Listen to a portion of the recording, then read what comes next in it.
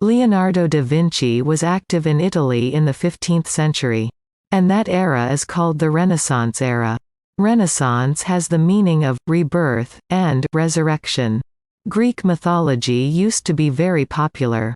But when Christianity expanded, it was forgotten because it was pagan. It was actually the era of the Renaissance that was revived. And Greek mythology attracted attention again. With the beginning of the Age of Discovery and the advancement of science, people began to know not only about myths, but also about the origin of the world and the way of life of humans. Not only Christian culture, but also various cultures have attracted attention. That's how non-Christian cultures came to the spotlight. Leonardo, who is said to be an all-round genius, symbolizes this era. The reason why Leonardo is called an omnipotent genius is not only because he was good at painting, but also because he worked on a wide range of anatomy, aerodynamics, astronomy, architecture, and military. He was also engaged in professional activities in these fields, and was familiar with all kinds of knowledge. Of course, his outstanding talent became known because he had been active since that time. But the reason why his great achievement was recognized, even after his death, was due to the fact that he had left a huge amount of notes. Some of his notes contain things that were supposedly newly discovered in later years. In other words, he was making new discoveries in various genres. But he was not publishing them at the time. This is truly remarkable. He studied all disciplines for artistic expression, from anatomical knowledge to understanding the movement of human muscles, and the structure of bones. He was a firm student of how this could be applied to painting. It is easy to assume that this all-around genius Leonardo must have had an incredible childhood education. But actually, he did not. What is amazing about him is that he learned all of this on his own.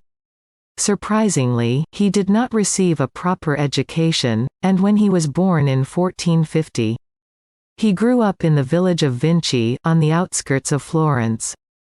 So he was born in this Vinci village.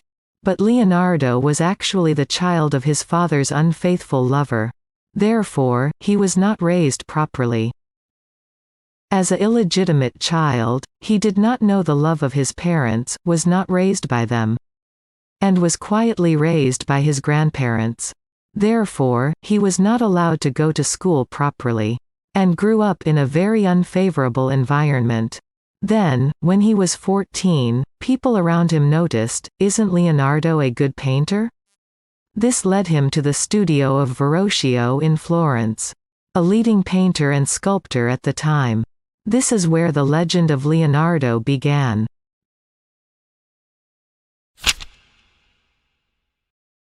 The expression "a dozen or so" is often used to describe the total number of works Leonardo produced in his lifetime. This is because there are about 20 works in the world that are thought to be by Leonardo, and connoisseurs and experts differ in their judgments as to whether or not they are by Leonardo. There are also some works that Da Vinci collaborated with his disciples, and there is a difference in judgment as to whether or not they are Leonardo's works. Most books and articles list between 13 and 16 works as Leonardo's works. In this video, I present 16 works by Leonardo.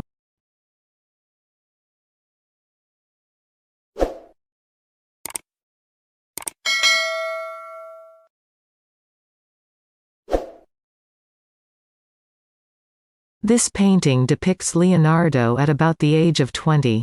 During his apprenticeship at the Verrocchio studio, and his master, Verrocchio. It is an altarpiece commissioned by a Florentine monastery, which Verrocchio worked on. The Christ, St. John, and approximate background were painted by Verrocchio. But the angel on the far left and the distant view were added by his apprentice, Leonardo. The expression on the angel's face, lost in the mystical miracle of the voice of heaven. Blessing Christ and the dove of the Holy Spirit. The expression of the delicately shimmering curly hair, the complex figure with its head slightly twisted, and the soft shading of the clothes, are things that no other painter of the 15th century, not even Verrocchio, could have painted. Legend has it that after Verrocchio painted this picture, he was so overwhelmed by Leonardo's talent that he said, "I will never paint again." At the age of 20, Leonardo received his master's license and became independent from Verrocchio's studio.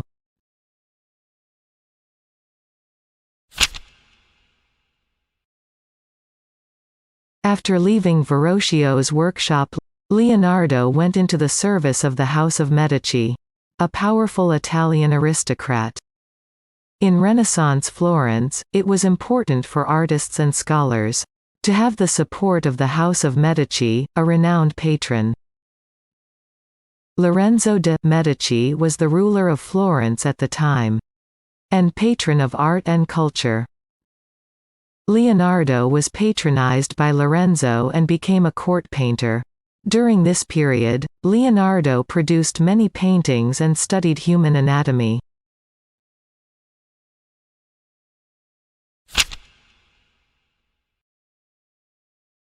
This work is considered one of Leonardo's early pieces. Created around the time he separated from his mentor Verrocchio's studio. In this painting, the Archangel Gabriel, sent by God, is depicted, announcing the conception of the Son of God to Mary. This scene has been widely expressed in numerous paintings as a significant doctrine in Christianity. A distinctive feature of works by Leonardo is the absence of anything that does not exist in the natural world. There are no divine beings, no mystical rays of light, and no spirits instead. The focus is on Leonardo's keen observations of the early spring meadow, with symbolic flowers in bloom. On the right side, the Virgin Mary, wrapped in a golden fabric around her abdomen, bears a unique Leonardo symbol representing Mary's purity, as seen in Virgin of the Rocks. The delicate depiction of the angels, chestnut-colored curls and the blurred distant background, similar to the background in the Mona Lisa, showcase the talent of the 20-year-old Leonardo. The lectern touched by Mary's hand is drawn, based on a stone coffin crafted by Verrocchio. As this work is essentially considered his debut, critics have pointed out unnatural elements in Mary's hand placement and facial expression when compared to Leonardo's later works. In the past, there were many opinions that it was painted by Domenico Ghirlandaio rather than Leonardo. But now, based on X-ray photographs, the conclusion has been settled that it is Leonardo's work.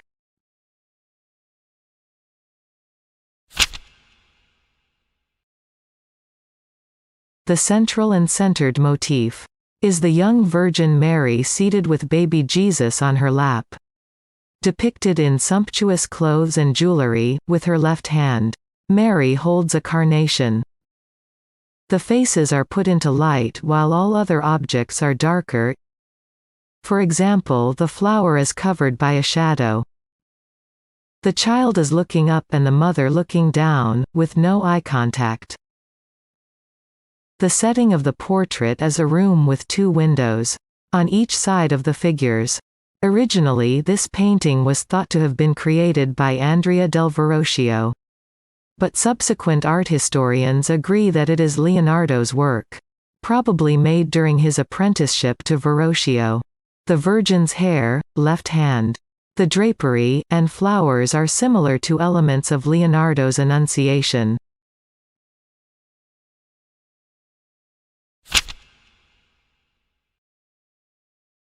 The model is Ginevra, the daughter of Amerigo de' Benci, a wealthy merchant with close ties to the House of Medici, who was known as a woman of beauty and culture.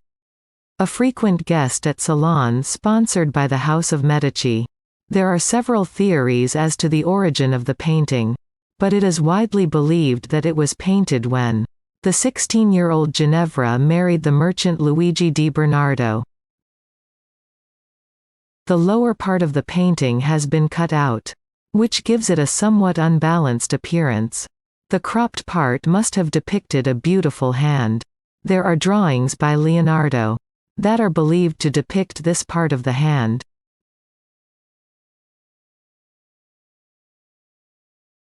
On the reverse side of the painting, there is an emblem composed of a laurel and a palm tree, and the words.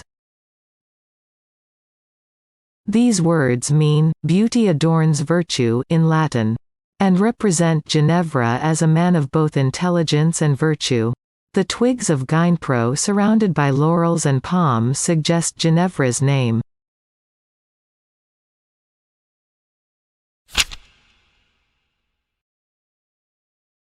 This painting was the last painting Leonardo worked on before becoming independent. From Verrocchio's studio. In the painting, the Virgin Mary is shown playing with the baby Jesus. The Virgin Mary, dressed in typical 15th-century Florentine fashion, leads the gaze of Jesus, who is seated on a chair, to a flower. The painting had a profound influence on later painters, including Raphael, who used the same composition in his Madonna of the Pinks.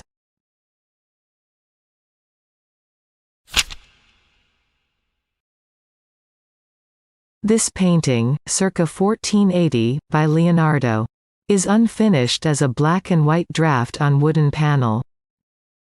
Saint Jerome, a Christian priest, was a real personage of the 4th century, known for his translation of the Bible into Latin.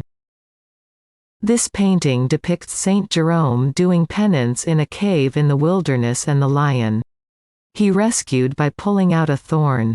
Legend has it that Saint Jerome stoned himself in the chest to overcome his sexual desires. This is why he holds the stone in his right hand in the painting. After Leonardo's death, the painting was divided into 5 parts until it was restored to its present state. Although the exact date and period are not known, there is an episode that the part of the painting depicting the torso was used as a furniture door in the studio of a Roman antique dealer.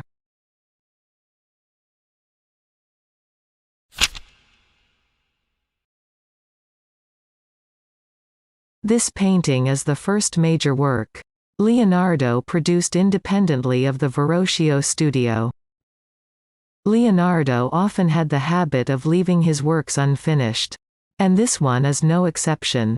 This draft contains all of the approximate conception, most notably in its composition. Normally, the Virgin and Child are painted on the sides of the painting, and the worshipping Magi are juxtaposed in the foreground like a procession. But Leonardo has placed the Virgin and Child in the center of the painting, and the 3 Magi in a pyramid shape. The geometric buildings in the background signify the new world to be built with the advent of Christ, while the ruins and man and horse signify the old world in collapse, the Jewish world or the pagan world without law. The Augustinian monks of San Donato commissioned the painting through Leonardo's father.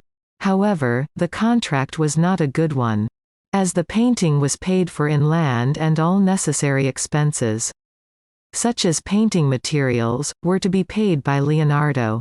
As expected, financial problems arose during the production stage, making it difficult for Leonardo to continue working on the painting. In the end, the painting remained unfinished, and Leonardo moved his base of operations to Milan. The unfinished work was entrusted to the brother of Ginevra, the model for Leonardo's portrait.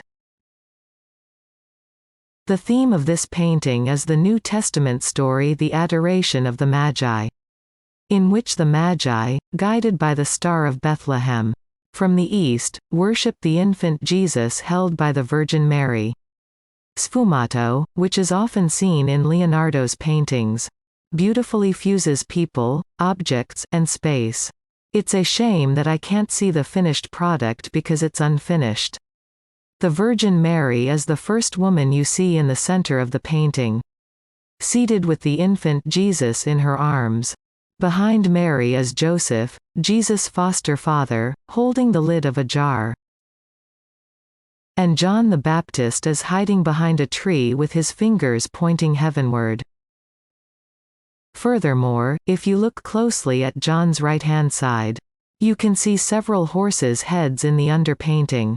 This is a trace of Leonardo's trial and error process to find a well-balanced arrangement. And this part also shows the strength of his attention to detail. The man in black armor in the lower right of the painting is said to be the young Leonardo himself. On Leonardo's left is Balthasar, one of the Magi, kneeling and handing frankincense to Jesus. The other two Magi are on the lower left side of the painting. Melchior is in the foreground, looking up. And Balthasar is a little further back, prostrating himself. In the New Testament, Balthasar hands over frankincense. A symbol of divinity, Caspar hands over myrrh. A symbol of death, and Melchior hands over gold, a symbol of kingship. Some believe that the figure standing to the left of Melchior may be the aged Leonardo himself. Leonardo was a genius, but he was not financially well off. During this period of his service at the House of Medici. The reason why is because Leonardo was a very perfectionist. He did not like to draw anything that was not based on chemistry or factual information. So he was slow to draw. At that time, the church and the nobility wanted to promote their authority. So they had painters create beautiful paintings. In other words, painters were ordered by their sponsors to paint. Despite this situation, Leonardo, a perfectionist, continued to believe that he did not want to paint a half-baked picture. For this reason, Leonardo's genius had not yet attracted much attention at that time. Then a turning point came when, through the introduction of Lorenzo de' Medici, he received a letter of recommendation and moved from Florence to the Duchy of Milan to work at the court of the Ludovico il Moro. The Duke of Milan became his patron, and Leonardo's talent was immediately noticed.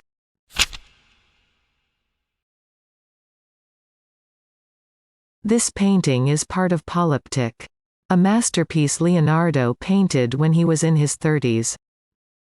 The painting depicts the moment when Jesus Christ, still an infant, raises his right hand and gives a blessing to John the Baptist. In the center, with her left arm outstretched, is the Virgin Mary, the mother of Jesus. And the woman on the right is said to be either the Archangel Uriel or the Archangel Gabriel. Normally, religious paintings depicting baptisms and blessings are usually depicted in brightly lit landscapes. In this painting, however, the painting is depicted in the darkness of a cave, with a slight dim light shining through the cave entrance. By depicting a cave, which is said to symbolize a woman's womb, Leonardo is suggesting that Mary was pregnant with Jesus while still a virgin. There are various theories as to why Leonardo, who is known for not completing even just one work, painted two Virgin of the Rocks, but it is said that it was because the client was not satisfied with the first Virgin of the Rocks.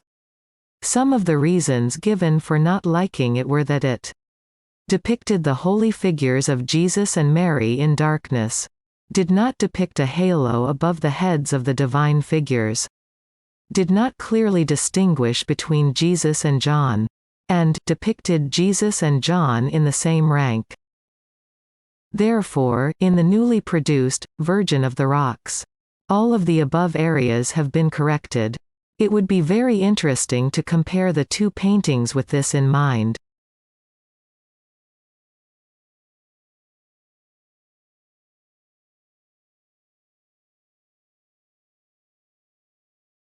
It is said that Leonardo, who had already lost the will to create, left the other version, Virgin of the Rocks, largely to his collaborators. It is also a recent consensus that the first Virgin of the Rocks in the Louvre was produced jointly, under the leadership of da Vinci. However, the Louvre's current exhibition only states that it was created by Leonardo. So we have presented it as his work in this video accordingly.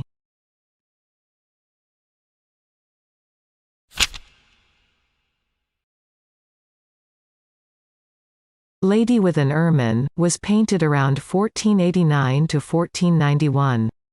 When Leonardo was in the service of Ludovico il Moro, Duke of Milan. There are various theories about the model for this work. But it is almost certain that it is Cecilia Gallerani, the mistress of Ludovico il Moro. The animal Cecilia Gallerani is holding is a marten. The marten is a symbol of purity and temperance, and is also one of the motifs of Il Moro's coat of arms. As for the disappearance of the painting, there are no exact records for the centuries. After her death, after the model, Cecilia, herself, had owned it. It is only after the late 18th century that a somewhat accurate record can be found. With the painting being purchased in 1798 by Adam George Czartoryski, the son of the Polish Duke of Czartoryski. It was looted by Nazi Germany in 1939. But was recovered by the Allied forces after the war and is now on display in the Czartoryski Museum in Poland.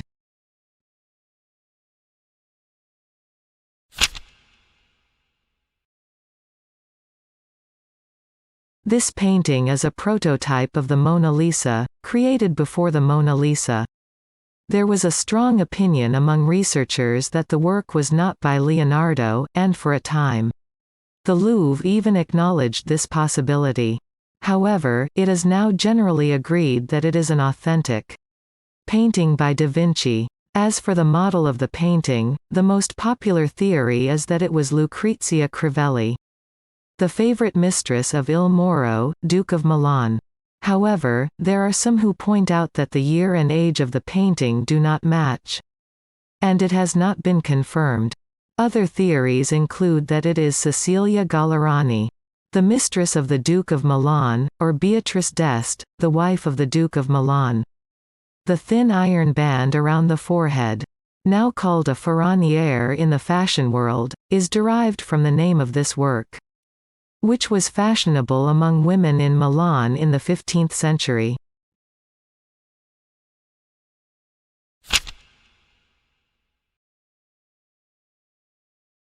This painting, the only portrait of a man by Leonardo, is in the collection of the Biblioteca Ambrosiana in Milan, Italy.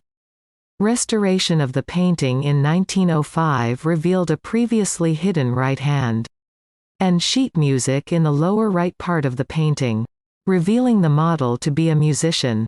According to the restorers of The Last Supper, the model for this painting is Atalante Migliorati, a musician who accompanied Leonardo to Milan. Also, since the painting is unfinished, the face and hair are detailed.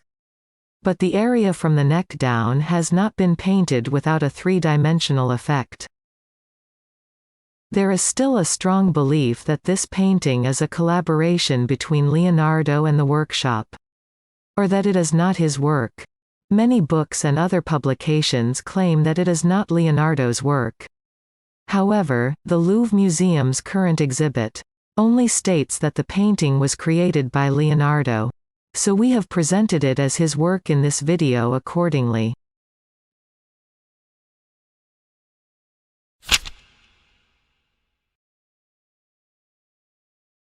The Last Supper is dated to 1495 to 1498. The painting represents the scene of the Last Supper of Jesus with the 12 apostles. As it is told in the Gospel of John specifically, the moment after Jesus announces that one of his apostles will betray him. Its handling of space, mastery of perspective, treatment of motion and complex display of human emotion has made it one of the Western world's most recognizable paintings, and among Leonardo's most celebrated works. Some commentators consider it pivotal in inaugurating the transition into what is now termed the High Renaissance. The work was commissioned as part of a plan of renovations to the church and its convent buildings by Leonardo's patron Ludovico Sforza, Duke of Milan. Leonardo worked on the Last Supper from about 1495 to 1498, but did not work continuously. The beginning date is not certain, as the archives of the convent for the period have been destroyed. A document dated 1497 indicates that the painting was nearly completed at that date. One story goes that a prior from the monastery complained to Leonardo about its delay, enraging him. He wrote to the head of the monastery, explaining he had been struggling to find the perfect villainous face for Judas, and that if he could not find a face corresponding with what he had in mind, he would use the features of the prior who had complained. The painting is painted in an extreme perspective, making it appear as if the painting actually extends from the room to the back of the wall. Leonardo drove a nail near Jesus' temple of the forehead, and used that as the center point to draw this perspective composition. The nail marks at the center point of the perspective were discovered during the restoration. The vanishing point of perspective, or the point where heaven and earth intersect, is Jesus' head, symbolizing his presence at the center of the world.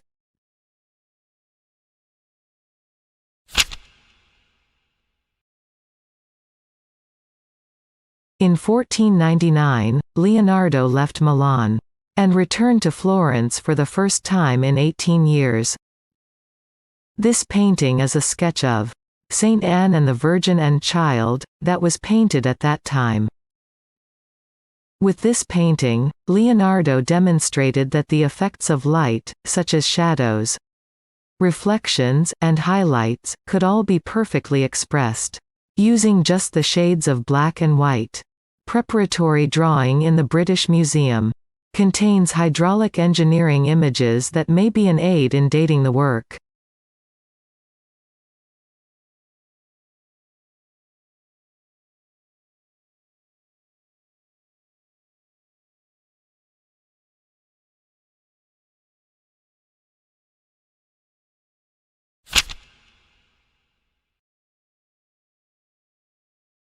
Leonardo spent the last years of his life under the protection of King François I of France at his château in Amboise, and records indicate that he had this painting in his possession at that time. However, it is not known exactly when this painting was painted, and the fact that it remained in his possession until the end of his life suggests that it was not a commissioned work for a specific cathedral, but rather an expression of his own thought. Saint Anne is as great as the Earth Mother, encompassing the Virgin and Christ. This image of the Great Mother must have been very important to Leonardo, who was separated from his mother when he was a child, and longed for motherhood all his life.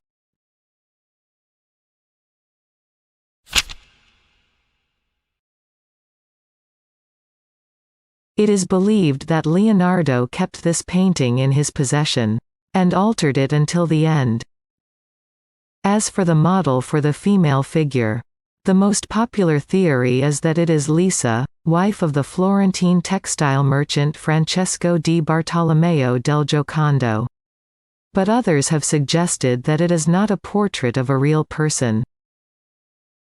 The Mona Lisa's smile is enigmatic, and has been the subject of debate for centuries, with various interpretations.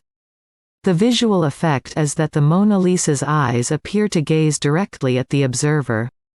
But when one follows her gaze, the smile disappears. This curious effect is thought to be the result of Leonardo's attention to psychological factors as well. Leonardo believed that there are no outlines in nature. And he painted this work using the sfumato technique, in which the outlines are not clearly drawn.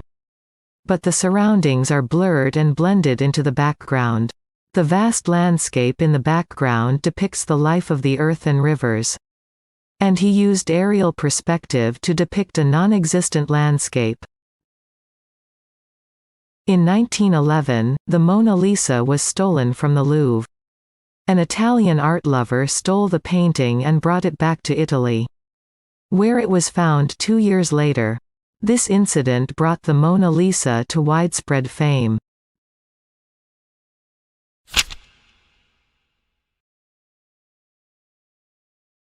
This painting was begun by Leonardo during his stay at the Vatican in Rome.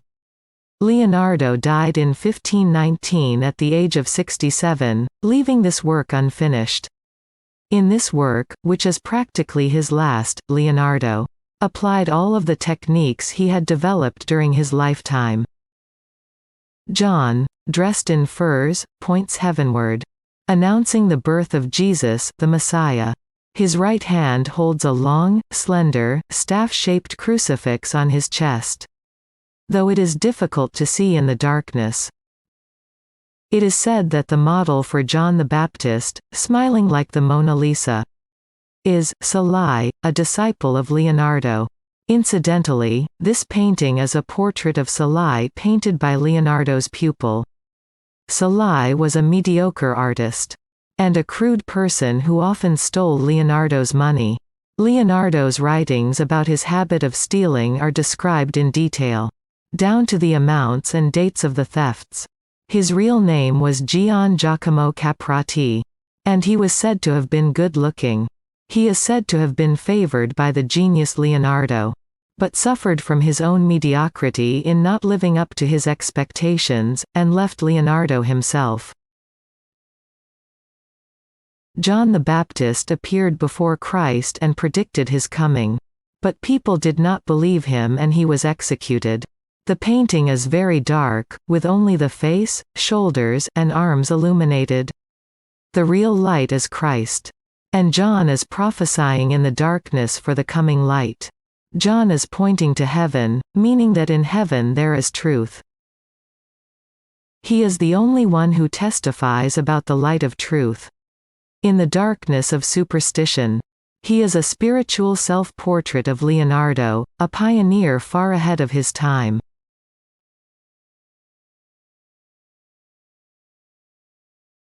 Thank you for watching until the end.